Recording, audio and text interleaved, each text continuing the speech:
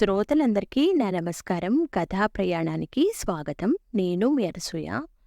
ప్రతి ఆదివారం నాడు కథా ప్రయాణంలోని పాటల పల్లకి శీర్షిక క్రింద ఒక ఆణిముత్యం లాంటి సినీ గీతం వెనుక ఉన్న నేపథ్య విశేషాల గురించి మాట్లాడుకుంటూ వస్తున్నాము. ఆ కోవలో భాగంగా ఈ వారం 1981లో విడుదలైన సప్తపది తెలుగు సినిమా నుండి గోవుళ్ళు తెల్లనా గోపయ్య నల్లనా అనే పాట గురించి మాట్లాడుకుందాం. సప్తపది 1981లో విడుదలైన ఒక తెలుగు సినిమా. శంకరాభరణం చేస్తున్నప్పుడు విశ్వనాథ్, ఆ తర్వాత అతను శుభోదయం చేశాడు. అయితే శంకరాభరణం సినిమాకి వర్క్ చేస్తూనే పెళ్లి మరియు వర్ణ వ్యవస్థపై ఒక మంచి సినిమా తీయాలి అనుకున్నాడు. అలాంటి ఆలోచనల్లో నుంచే సప్తపది పుట్టింది.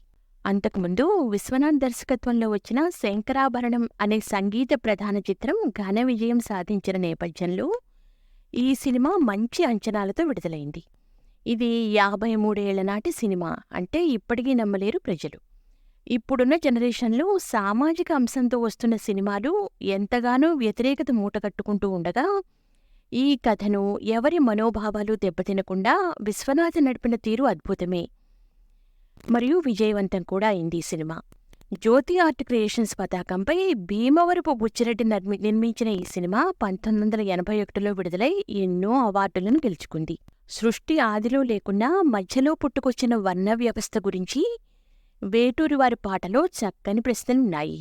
సమాజంలో కట్టుబాట్లు, ఛాందస భావాలు బలంగా ఉన్న ఆ రోజుల్లోనే కళాతపస్వి కె. విశ్వనాథ్ తెగించి తీసిన కళాఖండం సప్తపది. ఈ సినిమా ద్వారా సమాజంలో ఉన్న అసమానతలని ఎత్తిచూపారు విశ్వనాథ్. ఓ పక్క టైటిల్స్ పడుతుండగానే కథ తాలూకు మూడ్ని క్రియేట్ చేసి పాత్రల్ని ప్రవేశపెడతారు విశ్వనాథ్.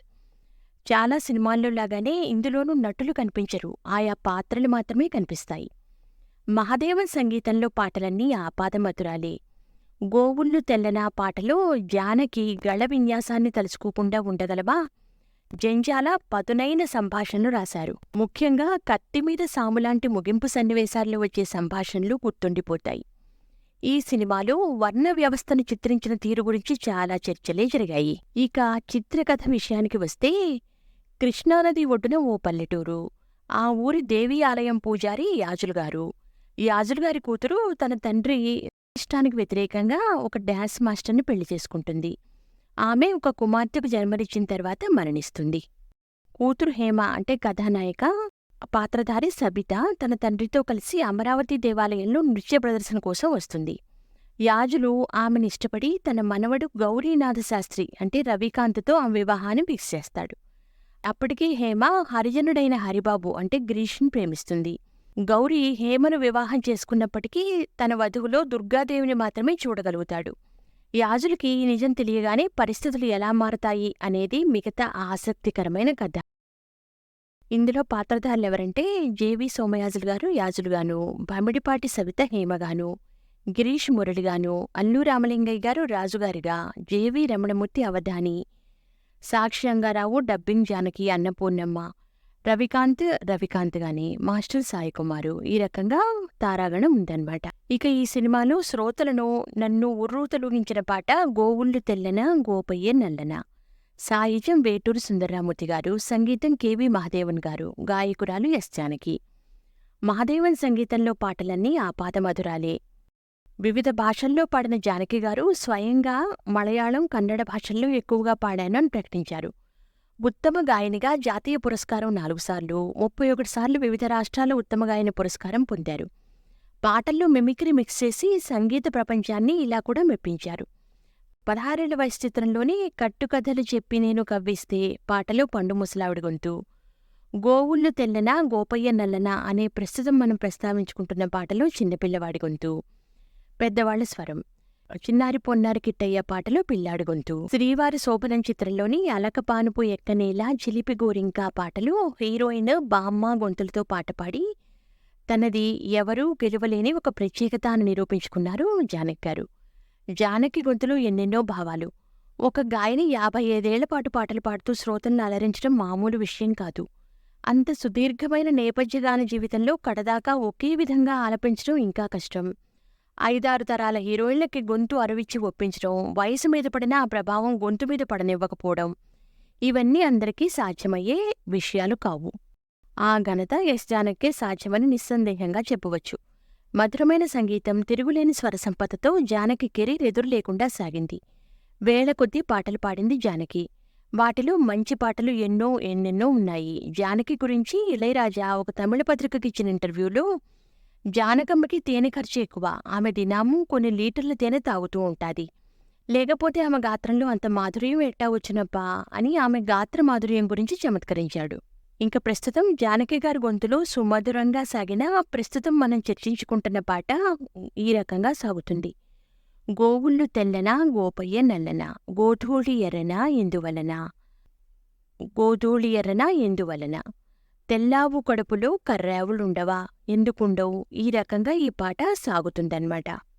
వేటూరి గారు రాసిన అద్భుతమైన ఈ పాట ఎంతగానో ఆకట్టుకుంటుంది. ఈ పల్లవిలో గోవుళ్ళు తెల్లనా గోపయ్య నల్లనా, గోధూళి ఎర్రనా ఎందువలన. ఈ పల్లవిలో గోవులు తెల్లగా ఉంటాయి, కృష్ణుడు నల్లగా ఉంటాడు. అలాగే పొద్దుపోయేటప్పుడు గోవులన్నీ ఇంటికి చేరే సమయంలో ఎర్రటి నేలపై వెళుతున్నప్పుడు పైకి లేచే ధూళి ఆ సూర్యుడి కాంతికి మరింత ఎర్రగా మారుతుంటుంది. అన్ని వర్ణాలు ఎందుకని అమాయకంగా చిన్నపిల్లాళ్ల కవి ప్రశ్నించాడు. గోపయ్య ఆడున్నా గోపెమ్మ ఏడున్నా, గోధూడి కుంకుమై గోపెమ్మ కంటదా అనే వాక్యాలలో గోవుల వెంట ఉన్న ఆ గోపయ్య అక్కడే ఉన్నా, గోపెమ్మ ఇంట్లో ఉన్నా ఆ గోధూళి ఈ గోపెమ్మకి కుంకుమలాగా అంటదా అని నర్మగర్భంగా చెప్పారు. ఆ పొద్దు పొడిచేనా ఈ పొద్దు గడిచేనా అనే దానిలో పొద్దు పొడవటం అంటే సూర్యాస్తమయం కోసం గోపయ్య ఎదురుచూడటం, పొద్దు గడవటం అంటే గోవులను తోలుకెళ్లిన గోపయ్య ఆలోచనలో గోపెమ్మకు కాలం గడవకపోవటం అని మనిషికి ప్రకృతికి ఉన్న సంబంధాన్ని కవితాత్మకంగా చెప్పారు. పిల్లన గ్రోవికి నిలువెల్ల గాయాలు, అల్లన మోవికి తాకితే గేయాలు అనే వాక్యాలలో ఆ మురళికి ఉండే 7 రంధ్రాలు గాయాలు అనగలిగే ధైర్యం ఉన్నవారు వేటూరు మాత్రమే. ఆ మురళి మూగైనా ఆ పెదవి మూడైనాలో, ఆ మురళి మూగదైపోయినా మన పెదాలు మూడైపోయినా ఆ గుండె గొంతులో ఈ పాట నిండదా అని ప్రశ్నించడంలోనే వేటూరి వారి ఆంతరంగం అర్థమవుతుంది. అదేవిధంగా ఈ కడిమి పూసేనా ఆ కలిమి చూసేనాలో కడిమి పూలు త్వరగా పూయవు, అలాగే ఐశ్వర్యం వెనువెంటనే రాదు. అంటే చెట్టుకు పూలే అందం కదా, మోడువారిన ఆ చెట్టు పూలు పూయడమంటే అన్నీ కోల్పోయి నిరుపేదగా మిగిలినవాడు కూడా తిరిగి ఐశ్వర్యంతో తులతూగడం లాంటిదే కదా అని. ఎందుకు అంటే దైవలీల అంటూ అలవోకగా దైవం మీదకు దృష్టిని మళ్లించేశారు కవి. పాటలో రాయాలో తెలియని వారికి వేటూరి వారు చూపించిన వేటూరిస్ట్ గైడ్ లాంటిది ఈ పాట. ఈ పాట చిత్రీకరణ కోసం గోవుళ్ళు తెల్లనా పాట అనే పాట చిత్రీకరణ కోసం 1000 ఆవులను ఏర్పాటు చేయమని విశ్వనాథ్ గారు అడిగారు. మరుసటి రోజు ఉదయానికి వాటిని సిద్ధం చేస్తాము అని చెప్పాను. మరి చుట్టుపక్కల ఆరా తీస్తే ఆవుల కోసం సమీపంలోని బెల్లంకొండ గ్రామం కావాలి అని చెప్పాను. దగ్గరలో ఉండడంతో సాయంత్రం షూటింగ్ ముగించుకుని వెళ్లవచ్చు అనుకున్నాను. అయితే భయంకరమైన రోడ్ల మీద అంత దగ్గరలో నేను బెల్లంకొండ చేరేసరికి చీకట్లో ఏమీ కనిపించలేదు. మేము అప్పటికీ అక్కడ ప్రజలతో మాట్లాడి మరుసటి రోజు ఉదయానికి ఆవులను అందజేస్తామని హామీ తీసుకున్నాం. తిరుగు ప్రయాణంలో చాలా చీకటిగా ఉంది. మా దారి కనుగొనడానికి మేము కారు నుండి డీజిల్ ఉపయోగించి టార్చి వెలిగించవలసి వచ్చింది. ఈ సినిమాలోని ఈ పాట 52 సంవత్సరాల నుండి సంగీత ప్రియులను ఆనందంలో ఓలలాడిస్తూ వస్తోంది. పాటలు గ్రేట్, సాహిత్యం గ్రేట్. సామాజిక స్పృహను కలిగించే ఇటువంటి పాటలను మనకు అందించిన ఎస్ జానకి, వేటూరి, మహాదేవన్, విశ్వనాథ్ గార్లకు మనం సదా రుణపడి ఉందాం. ఈ మాటలు స్మృతిలో నెమరేసుకుంటూ డిస్క్రిప్షన్లో ఇచ్చిన ఈ పాటని గుర్తు చేసుకుందాం. మంచి పాటలు, సాహిత్యం, కథలు అన్నీ మనం ఇక్కడ కలబోసుకుందాం. విన్నారుగా సప్తపది సినిమాలోని ఈ గోవుళ్ళు తెల్లనా గోపెమ్మ నల్లనా అనే పాట వెనుక ఉన్న విశేషాలను, మరి సప్తపది చిత్రం యొక్క నేపథ్య విశేషాలను కూడా మనం మాట్లాడుకున్నాం ఇక్కడ.